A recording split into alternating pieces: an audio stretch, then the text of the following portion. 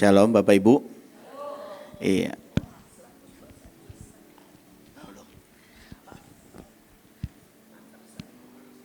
Udah dimunculin ternyata ya. Iya. Nah, kenapa saudara saya kasih judul seperti itu? Coba next slide-nya dulu lah ya.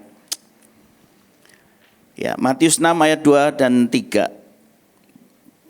Pada petang hari kamu berkata cuaca akan cerah sebab langit merah. Dan pada pagi hari, hari buruk sebab langit merah dan redup. Rupa langit kamu tahu membedakannya, tetapi tanda-tanda zaman tidak dapat kamu bedakan. Nah, seringkali saudara ini mungkin ayat ini berlaku buat saya lah ya, karena saya nggak seperti 3 jagoan tadi yang di depan, yang tutup mata, mungkin mereka melek aja bisa melihat semuanya ya. Nah, tapi buat saya ini caranya Tuhan mengajarkan dalam hidup saya ya. Tanda-tanda zaman tidak dapat kamu bedakan. Nah, semestinya kan seperti ini ya. Kalau saudara perhatikan hari-hari ini, bayangin ya. Tadi ada dilihat sungai lah, lihat sesuatu. Kalau saudara datang ibadah hari Sabtu kemarin juga dikasih tahu, persiapkan 14 hari ke depan loh.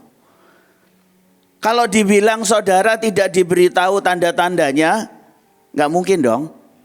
Sudah diungkap di depan loh. Benar ya? Benar nggak? Ya, kita tinggal ikutin aja kok, begitu. Jadi semestinya semua tanda-tandanya sudah dibukakan, engkau bisa lihat, engkau nggak bisa lihat, dibantu dilihatkan, begitu loh istilahnya. Ya. Nah, kemarin juga di doa juga ada disebutkan bahwa ada begitu banyak kita yang nggak bisa menyelesaikan destiny dengan baik. Nah, pulang dari tempat itu saya mulai berdoa sama Tuhan dan saya bilang, Tuhan, apa yang harus saya persiapkan ya dalam 14 hari ke depan ini. Dan saya lihat hari-hari ini benar-benar Tuhan itu sedang melimpahi kita dengan semuanya lah. Memperlengkapi kita, membukakan lagi semuanya. Apa yang gak beres mungkin harus diberesi semuanya. Apa yang dibutuhkan diberikan kepada kita. Amin. Amin. Makanya saya kasih judul 100% Destiny. Siapa yang mau mencapai 100%? Ya. Nah, ingat ya, tandanya sudah dibukakan.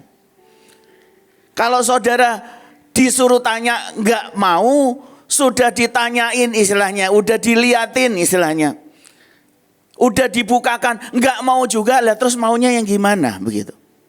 Itu makanya ada banyak yang nggak bisa mencapai destiny nantinya.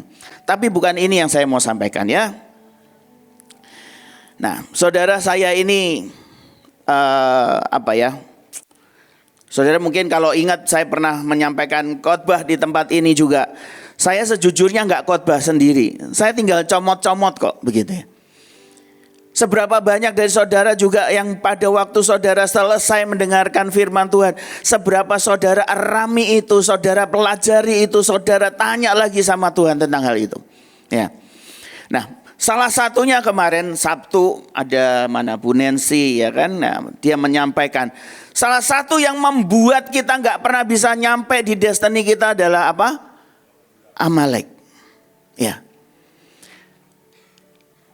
Saudara ingat atau tidak dikatakan bahwa Amalek ini berdiri di depan satu langkah kita masuk di dalam destiny. Ingat? Ingat ya? Ingat atau enggak? Kalau enggak ingat coba catatlah ya begitu. Ini Amalek yang kita harus hadapi saudara. Ada sebuah bangsa, ada sebuah roh, ada sebuah apapun lah yang menghadang kita nggak bisa mencapai destiny kita.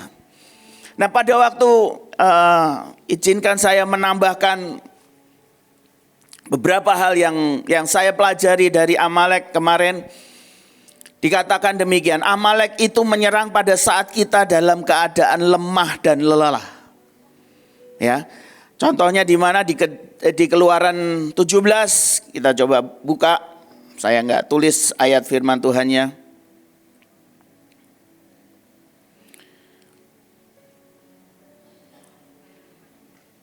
Keluaran 17 ayat yang ke-8. Ya, 8 sampai 16 ya. Lalu datanglah orang Amalek dan berperang melawan orang Israel di Rafidim. Lanjut, Musa berkata kepada Joshua, pilihlah orang-orang bagi kita, lalu keluarlah berperang melawan orang Amalek. Besok aku akan berdiri di puncak bukit itu dengan memegang tongkat Allah di tanganku. Lalu Yosua melakukan seperti yang dikatakan Musa kepadanya dan berperang melawan orang Amalek. Tetapi Musa, Harun dan Hur telah naik ke puncak bukit, dan terjadilah apabila Musa mengangkat tangannya lebih kuat, tangannya lebih kuatlah Israel, tetapi apabila ia menurunkan tangannya lebih kuatlah Amalek. 12. Maka penatlah tangan Musa, sebab itu mereka mengambil sebuah batu diletakkannya di bawahnya supaya ia duduk di atasnya. Harun dan Hur menopang kedua belah tangannya, seorang di sisi yang satu dan seorang yang di sisi yang lain, sehingga tangannya tidak bergerak sampai matahari terbenam. Demikianlah Yosua mengalahkan Amalek dan rakyatnya dengan mata pedang. 14. Kemudian berfirmanlah Tuhan kepada Musa, tuliskanlah semuanya ini dalam sebuah kitab sebagai tanda peringatan, dan ingatkanlah ke telinga Yosua bahwa aku akan menghapuskan sama sekali ingatan kepada Amalek dari kolong langit. Lalu Musa mendirikan sebuah mezbah dan menamainya Tuhanlah panji-panjiku. Ada disebutkan bahwa Amalek itu mengalahkan bangsa Israel itu pada waktu mereka lemah, ya. Yang kedua, yang selanjutnya Amalek itu menyerang dari belakang, saudara. Ulangan 25, betul. Ya, iya. Sudah dicek, Pak? Betul. Betul. Kali ini betul ya. Nanti saya punya PR buat saudara ya. Amalek menyerang pada waktu kita lemah ya. Ulangan 25, coba dibantu. Ulangan 25 ayat 17. Ingatlah apa yang dilakukan orang Amalek kepadamu pada waktu perjalananmu keluar dari Mesir, bahwa engkau didatangi mereka di jalan dan semua orang lemah pada barisan belakangmu dihantam mereka, ya. Jadi mereka menyerang dari belakang, saudara. Sedangkan engkau lelah dan lesu, mereka tidak takut akan Allah. 19. Maka bila Tuhan Allahmu sudah mengaruniakan keamanan kepadamu pada segala musuhmu di sekeliling di negeri yang diberikan Tuhan Allahmu kepadamu untuk dimiliki sebagai milik pusaka, maka haruslah engkau menghapuskan ingatan kepada Amalek dari kolong langit. Janganlah lupa, ya. Saudara, ini ada satu hal yang menghambat kita. Amalek ini, dia bicara tentang menghambat di depan, tapi dia juga menyerang kita dari belakang. Bicara apa itu? Bicara pada waktu kita lengah kok. Kita nggak tahu, istilahnya begitu. Tiba-tiba dari belakang kita diserang. Nah, Amalek ini ternyata pada waktu saya pelajari juga bicara tentang apa? Itu bicara tentang apa yang ada dalam hidup kita, natur kita yang lama, kedagingan kita yang lama. Itu yang sering kali kalau kita nggak beresin, itu tiba-tiba pada waktu kita mungkin sedikit lemah begitu ya. Tiba-tiba itu muncul seperti gambarannya tadi pada waktu Musa, kalau tangannya terangkat kuat maka menang Israel. Tapi pada waktu dia mulai lemah, tangannya turun, maka Amaleknya yang kuat. Artinya hari-hari ini kita harus benar-benar bergantung sama Tuhan. Hari-hari ini benar-benar kita harus tanya sama Tuhan. Ya, saya benar-benar belajar banget lah ya. Saya ingat pada waktu kemarin Yom Kippur kalau nggak salah yang di ARK begitu. Pada waktu disuruh puasa 1 minggu atau 2 minggu ya. Ya 1 minggu. Nah 1 minggu. Biasanya saya kalau suruh puasa gampang begitu ya. Puasa Mahanaim aja lah begitu kan ya. Paling gampang begitu. Saya memilih yang paling gampang. Tapi hari itu saya ingat, saya tanya sama Tuhan, Tuhan ini gimana caranya? Saya harus puasa apa? Dan tiba-tiba Tuhan ajarkan begini, kamu detox. Nah, lo detoxnya gimana? Apa saya harus minum semua jus-jusan dan segala macam begitu kan ya? Terbukti kok saya minum jus mau berapa banyak tetap lapar gitu kan. karena nggak ketemu nasi begitu. Ya, tapi tiba-tiba Tuhan ajarkan gini, enggak, aku cuman minta kamu setiap pagi kalau kamu ada di kantor, biasanya saya kalau ke kantor udah langsung kerja begitu kan, pagi ambil waktu benar-benar doa, baca firman, nyembah Tuhan.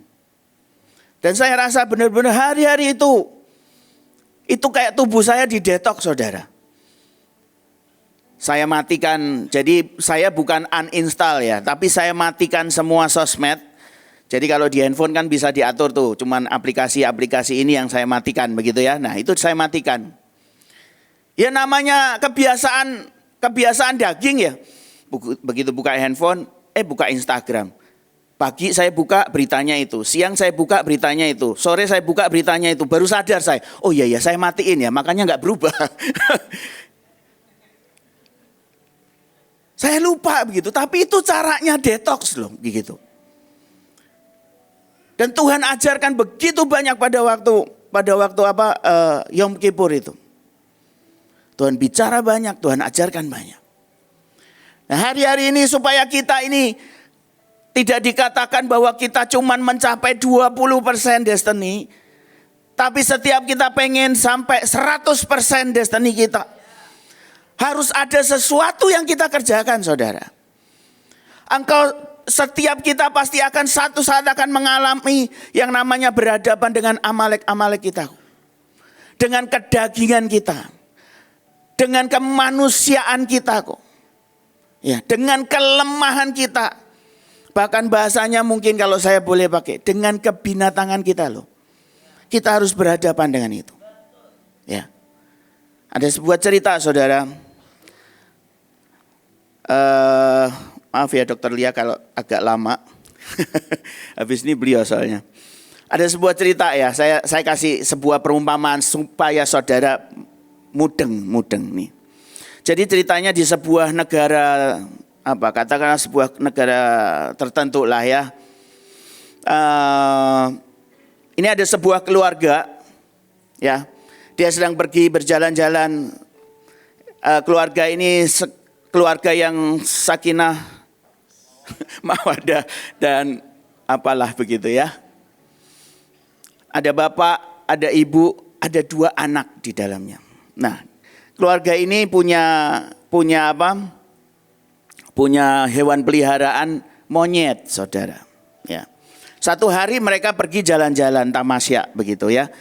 Naik mobil, dibawalah si monyet ini. Singkat cerita di tengah jalan keluarga ini mobilnya tabrakan dan meninggal. Ya, meninggal. Yang tidak meninggal cuma monyetnya. Ya kan? Lah karena ini negara tertentu begitu ya. Dia punya teknologi tertentu. Ini kepolisiannya canggih. Dia bisa mewawancara monyet masalahnya. Ya kan? Ditanya monyetnya, disuruh duduk gitu. Ditanyain. Monyet, dia bilang. Jangan ketawa dulu, nanti saya nggak bisa menyelesaikan ceritanya. Ditanya, monyet, ya, Pak bahasanya apa? Nggak tahu, pokoknya begitu terjemahannya ya. Monyet, pada waktu kejadian kecelakaan, apa yang dilakukan oleh si kakak dan adik? Dia bilang gitu. Karena polisi ini curiga, begitu. Kok bisa tiba-tiba kecelakaan mobilnya dan meninggal? Yang hidup cuma monyet, begitu. Begitu ditanya si monyet ngomong, gitu kan. Nah, si polisi yang menginterview tahu dia karena dia punya cara tersendiri. Oh, kakak dan adik sedang berkelahi di mobil. Berarti bukan dia pelakunya, ya kan? Si polisi nggak menyerah, dia nanya lagi. Monyet, kali ini saya tanya apa yang dilakukan oleh ibu di dalam mobil, begitu, ya kan? Dia bilang, gitu kan. Oh, si ibu lagi berdandan rupanya. Ya karena ibu-ibu ya, supaya glowing begitu. Si polisi semakin curiga, ini gak mungkin ibunya. Ditanya lagi bapaknya, monyet, apa yang dilakukan si bapak di dalam mobil begitu kan. Si monyet ngomong, Saudara mungkin saudara nggak bisa ngerti itu ya. Tapi saya mau kasih tahu, kalau zaman dulu itu ada koran. Ya kan? Jadi kalau orang baca koran harus dibuka lebar-lebar. Mudeng ya, mudeng ya. Lah kan polisinya jadi bingung. Loh ini kenapa? Anaknya berantem, istrinya berdandan, bapaknya baca koran. Lah terus kamu lakukan apa nyet? Begitu. Lah ternyata monyetnya yang nyetir Bapak Ibu. Ya pantas aja nabrak. Ya. Ini gambarannya loh saudara. Engkau biarkan hidupmu dipimpin oleh ya tadi maaf, natur kita, kebinatangan kita, semua kelemahan daging kita, ya kita nggak nyampe destiny nanti. Jangan pernah izinkan itu memimpin hidupmu, karena engkau nggak akan pernah bisa nantinya. Amin, amin. Lanjut ya, jangan nanti yang diinget-inget monyetnya aja. Oke, lumayan ya menghapus kesalahan tadi ya saya. Oke, Lukas 2 ayat 41 sampai 52. Ayatnya panjang saudara. Nanti saudara kalau baca sendiri di rumah ya kan. Tapi di situ dikatakan begini. Itu ceritanya tentang setiap tahun orang-orang Israel harus pergi ke Yerusalem untuk merayakan sebuah perayaan tertentu. Dan mereka berkumpul di sana dan ceritanya hari itu Yesus dan orang tuanya juga pergi ke sana, begitu ya.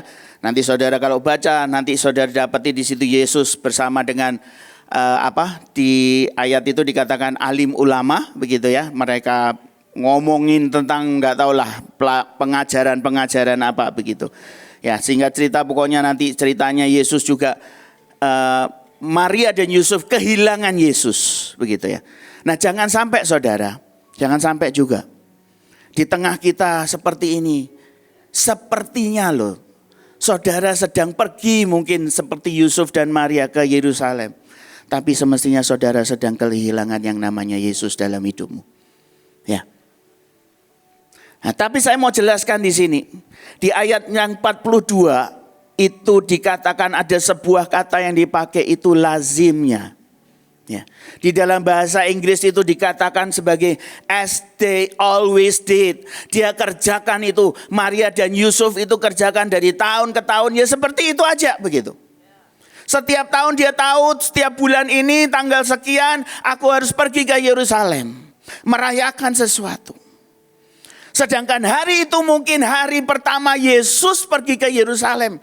Dan dia tahu bahwa ada sesuatu yang luar biasa. Saudara manusia itu paling gampang terjebak dalam sebuah rutinitas kok. Ya.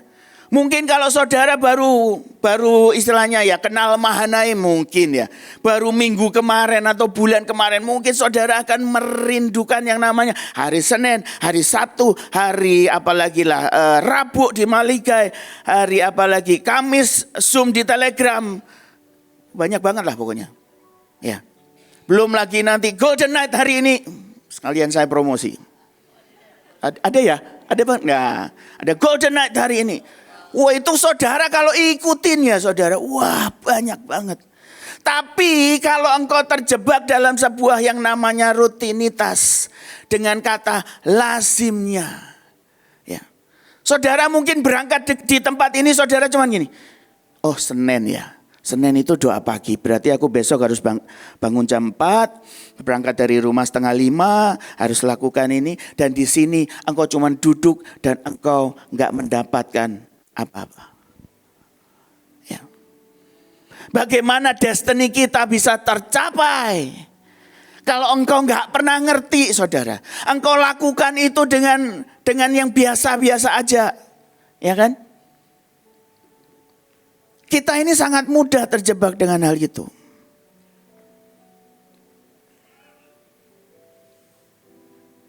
Saudara saya mau kasih tahu di tempat ini Tuhan itu berbicara dengan luar biasa loh.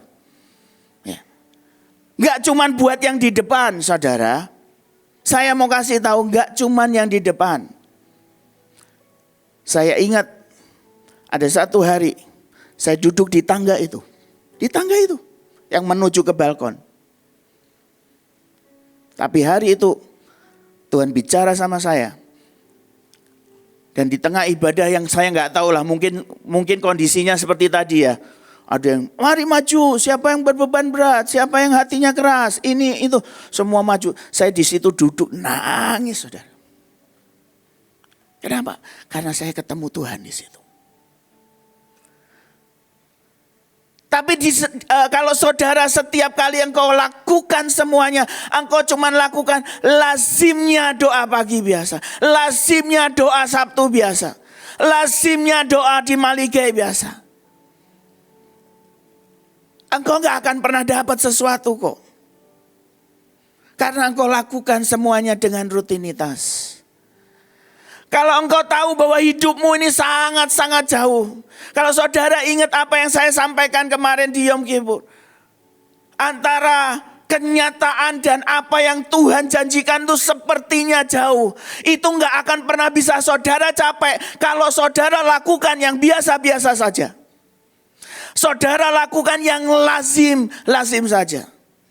Saudara harus lakukan sesuatu yang extraordinary. Bagaimana Mahanaim, bagaimana bisa mencapai salah satunya destiny Mahanaim sendiri. Ya, loh bayangin saudara, kalau cuman istilahnya menginjil di Malaysia, di Singapura, ya biasa, ya kan? Tapi ada extraordinary yang harus dikerjakan. Sampai apa? Arab aja loh disamperin saudara. Kalau nggak dikerjakan mungkin kita juga nggak nyampe destiny-nya. Mahanaim nggak nyampe begitu. Kalau kita mau yang biasa-biasa saja. Ya sudahlah, aku ke provinsi ini misalnya gitu. Pergilah ke provinsi misalnya yang banyak orang Kristennya, gampang gitu. Gak bisa saudara. Harus ada sesuatu yang ekstra yang kita kerjakan. Selanjutnya saudara. Nah, memberi solusi atau menghidupi. Masih di ayat yang sama ya. Di Lukas 2 ayat 41 sampai 52 tadi. Tapi ayat yang ke-46. Dikatakan tadi saya sempat singgung, ia sedang duduk di tengah alim ulama sambil mendengarkan mereka dan mengajukan pertanyaan-pertanyaan kepada mereka. Ya.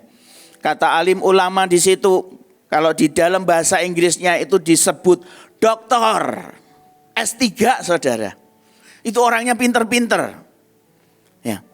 Saya itu kalau datang di acara wisuda STT itu, waduh saya ini paling kayak ngerasa jangan suruh saya duduk depan lah ya. Di depan itu orangnya pinter-pinter semua soalnya begitu. S3 gitu. Kalau bisa S4 mungkin begitu. Tapi pada waktu saya coba masukin saudara. Apa sih? Saya iseng nih, saya masukin ChatGPT. Apa yang seharusnya dokter kerjakan di tengah masyarakat begitu. Lo ChatGPT aja lo ngomong begitu. Dia bilang, harusnya seorang dokter itu tidak, saya pakai alim ulama lah ya. Alim ulama itu misalnya gitu. Tidak cuma dia pinter di pengetahuan, tapi dia harus bisa memberikan dampak ke masyarakat. No. Ya. Jadi artinya apa sih? Dalam hidup kita ini harus bisa memberikan solusi. Kita harus bisa memberikan jawaban kok. Kalau saudara baca di ayat 47 kan dikatakan demikian. Dan semua orang yang mendengar dia sangat heran akan kecerdasannya dan segala jawab yang diberikannya. Tuhan Yesus gak cuma pinter, ya kan? Tapi dia juga memberikan solusi buat semuanya. Nah saya di situ ada pakai kata menghidupi, ya. Saya kemarin meng-highlight lah gitu ya. Pada waktu kita berdoa di green room dan Ibu In ngomong seperti ini orang-orang yang di depan ini. Ini orang-orang yang menghidupi pelayanannya. Ada berapa banyak semestinya kita ini cuman ya pelayanan. Cuman jadi beban. Tapi gak pernah gendong pelayanan itu semestinya. Ya. Saudara dipercayakan mungkin pegang apalah rumah sehingga ya cuman gitu datang ke Bunita, ini buat bulan ini butuhnya sekian Bunita, ini kita mau bikin kebaktian Padang, transport sekian, ini sekian, ini sekian. Yang memberikan solusi siapa lagi? Bunita lagi. Begitu. Yang harus cari solusi semuanya siapa? Ternyata salah satu hal untuk kita bisa mencapai destiny kita adalah kita harus bisa jadi orang sekecil apapun yang engkau bisa kerjakan. Itu harus bisa memberi solusi buat pelayananmu. Ya. Kalau engkau tetap jadi beban, dan beban. Ya mungkin itu makanya destiny kita ya 20%. 20%, naik 21, nanti turun lagi 20% begitu. Ayo saudara, apa yang Tuhan percayakan dalam hidupmu, engkau harus bisa menghidupi itu, memberikan solusi semuanya. Amin? Amin. Engkau mau di divisi apapun, di unit apapun, bahkan kau mungkin gak punya unit apa-apa, tapi kalau engkau bisa memberikan solusi, itu artinya engkau sedang mengerjakan destinimu. Benar? Benar ya? Next saudara. Nah, ayat yang ke-49 dikatakan demikian. Jawabnya kepada mereka, mengapa kamu mencari aku? Tidakkah kamu tahu bahwa aku harus berada di dalam rumah Bapakku? Nah, di dalam bahasa Indonesia dikatakan di dalam rumah Bapakku, tapi di dalam bahasa Inggris, ya kan, dikatakan itu adalah my father business. Itu semestinya pekerjaan-pekerjaan atau tugas-tugasnya Bapak. Saudara-saudara ini sedang diperlengkapi, sedang dipersiapkan sama Tuhan untuk kita mencapai semuanya, tapi ada satu hal yang saudara harus ingat. Begitu kita mencapai semuanya itu harus balik buat Dia kok. Kemuliaannya tetap buat Tuhan. Kalau saudara ingat apa yang saya sampaikan di Yom Kippur, saya bilang gini, kalau saudara bicara kelimpahan, terus pulang cuman mikirnya gini, nanti kalau aku diberkati, aku mau renovasi rumah, aku mau jalan-jalan, aku mau kasih inilah, mau beli rumah baru lah, mau beli motor baru dan lain sebagainya. Ya itu mungkin yang membuat kita gak diberkati, ya kan? Kenapa? Karena semestinya Tuhan ingin memberikan kelimpahan itu untuk apa? Untuk engkau mengerjakan apa yang jadi pekerjaan Tuhan nantinya. Amin. Membawa lawatan buat semuanya. Menginjil, membuat KKR demi KKR. Memberi makan banyak orang. Kalau engkau misalnya berdoa minta karunia kesembuhan, pertanyaannya adalah setelah engkau menerima karunia kesembuhan, apa yang engkau kerjakan? Apakah engkau setiap kali jalan, haleluya gitu kan? Supaya semua orang lihat. Atau memang benar-benar setiap kali engkau punya beban, engkau datengin rumah sakit demi rumah sakit untuk apa? Untuk engkau menyalurkan karunia yang Tuhan berikan. Atau cuman ujungnya cuman supaya namamu dikenal sebagai ini loh, undang si ini nih. Kalau mendoakan jos istilahnya. Ujungnya harus tetap seperti itu saudara. Nah kalau saudara lihat dari awal, dari Amalek tadi, saudara memberikan solusi atau menghidupi semuanya. Saudara mengerjakan yang gak lazim. Itu pada waktu engkau mulai kerjakan satu. Itu saudara gak sadar saudara sedang nambah persentase untuk penggenapan destinimu.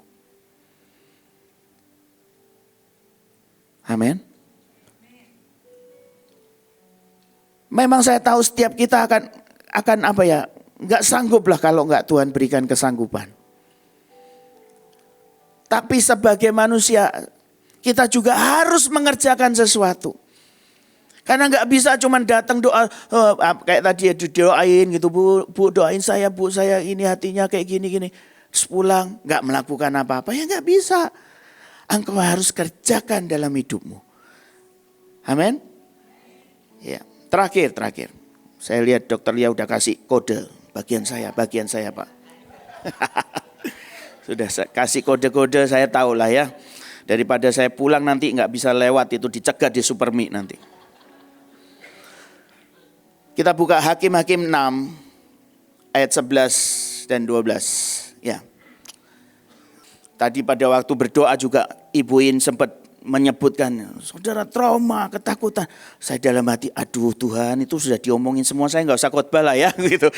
Ya, ini saya alami sendiri, saudara. Ya, Hakim-Hakim 6 ayat 11 sampai 12, boleh dibuka ayatnya? Ya, oke. Kemudian datanglah malaikat Tuhan dan duduk di bawah pohon tarbantin di Ofra, kepunyaan Yoas orang Abiezer itu. Sedang Gideon, anaknya mengirik gandum dalam tempat pemerasan anggur agar tersembunyi dari orang Midian. Ayat 12. Malaikat Tuhan menampakkan diri kepadanya dan berfirman kepadanya, demikian Tuhan menyertai engkau, ya pahlawan yang gagah berani. Nah, saudara,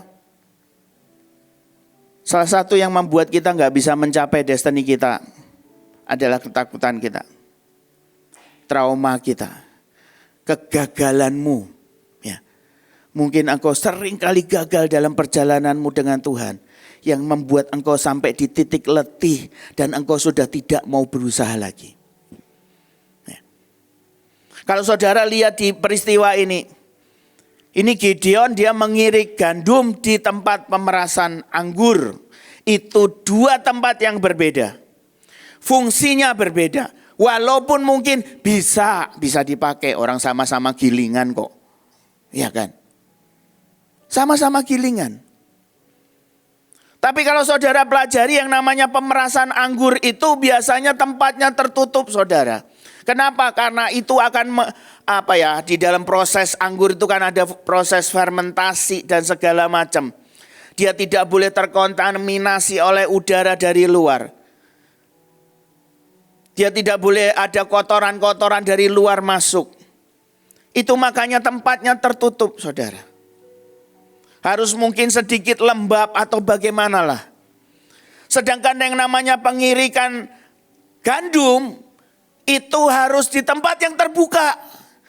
Justru butuh angin. Kalau saudara tahu nih yang zaman-zaman dulu ya, pakai tampah, ya kan? Diangkat, ditiup. Benar ya? Benar gak? Oh kayaknya lahirnya tahun 2000 semua nih ya. Atau zaman saudara gak tahu juga itu tampah begitu. Ya. Itu kan seperti itu, justru diangkat. Butuh angin untuk memilah antara yang gandum dan yang sekam-sekam itu kan. Kulit-kulitnya begitu. Butuh angin, saudara. Nah hari itu memang, kenapa alasannya Gideon melakukan, dia mengirik gandum di tempat pemerasan anggur? Karena dia tahu ada orang Midian. Yang konon katanya kalau dia tahu ada orang ngirik gandum, akan diambil semuanya. Akan dirampas, akan dijarah. Itu makanya Gideon menyembunyikan diri pada waktu dia mengirik itu.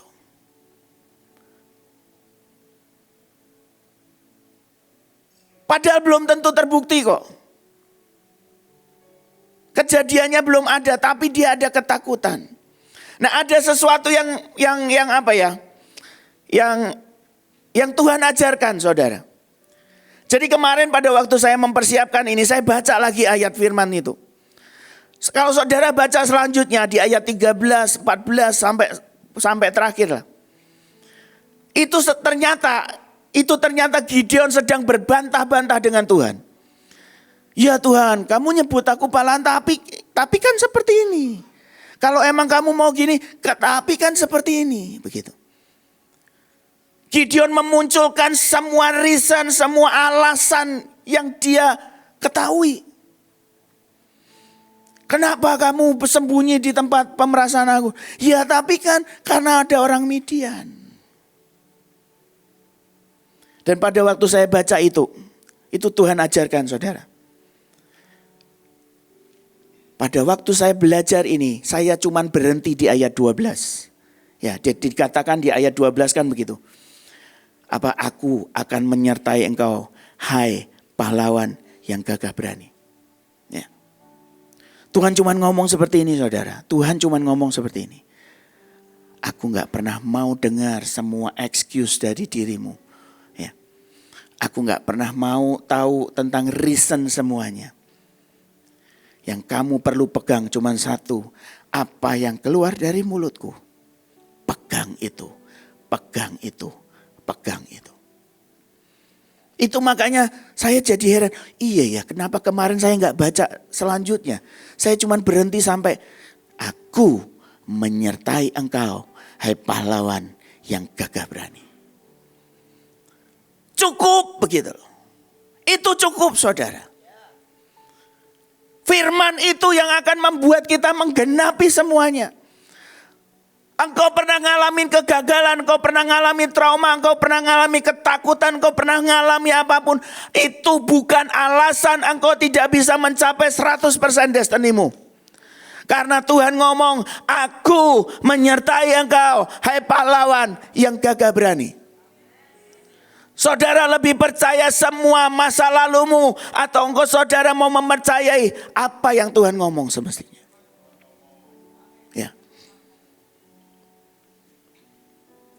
Pada waktu saudara bisa pegang itu dan saudara kerjakan semuanya. Saudara akan lihat ada progres, ada progres, ada progres saudara.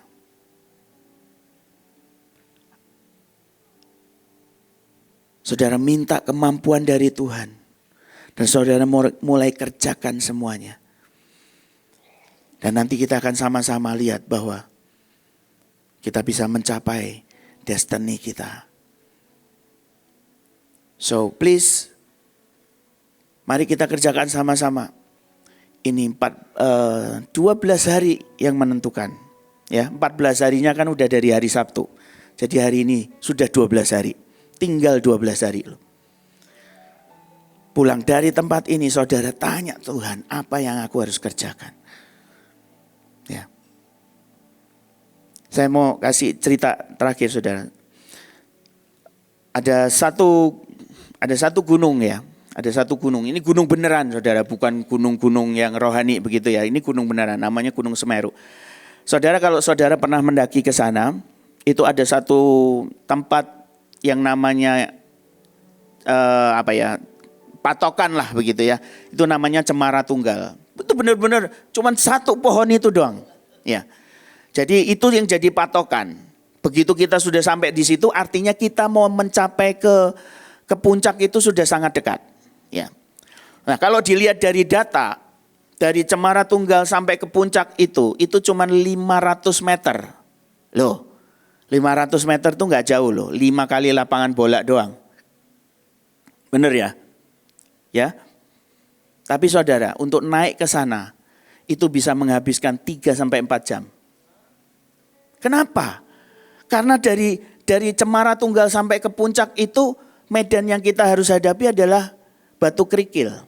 Jadi saudara melangkah 10 langkah turun 2. Naik lagi 5 turun 2 begitu loh. Itu makanya kita harus melakukan sesuatu yang gak lazim. Karena kalau engkau cuma ngomong satu, percayalah gak nyampe-nyampe. Paling tidak saya sudah 4 kali mencapai puncak di situ. Ya. Caranya bagaimana? Ya seperti itu. Saya selalu pakai strategi. Saya harus melangkah 10 baru berhenti. 10 baru berhenti. Turun 2 gak masalah. Tapi habis itu melangkah 10 lagi. Lalu kalau gak percaya saudara melangkah 22 aja. Saudara di tempat kok. Saudara di tempat. Gak kemana-mana. Karena memang kenyataannya gitu. Melorot. Ayo saudara kerjakan. Ini waktunya sudah sangat-sangat singkat. Saudara harus kerjakan dengan luar biasa, dengan segenap hati, segenap kekuatan. Minta kemampuan yang dari Tuhan. Kalahkan Amalekmu. Kalahkan semua ketakutanmu. Kalahkan semua traumamu. Percaya apa yang Tuhan ngomong. Aku akan menyertai engkau, hai pahlawan yang gagah berani. Amin. Amin. Mari kita sama-sama nanti lihat. Mari sama-sama kita kerjakan semuanya. Supaya kita lihat apa yang Tuhan nanti bisa tunjukkan buat setiap kita. Tuhan Yesus berkati.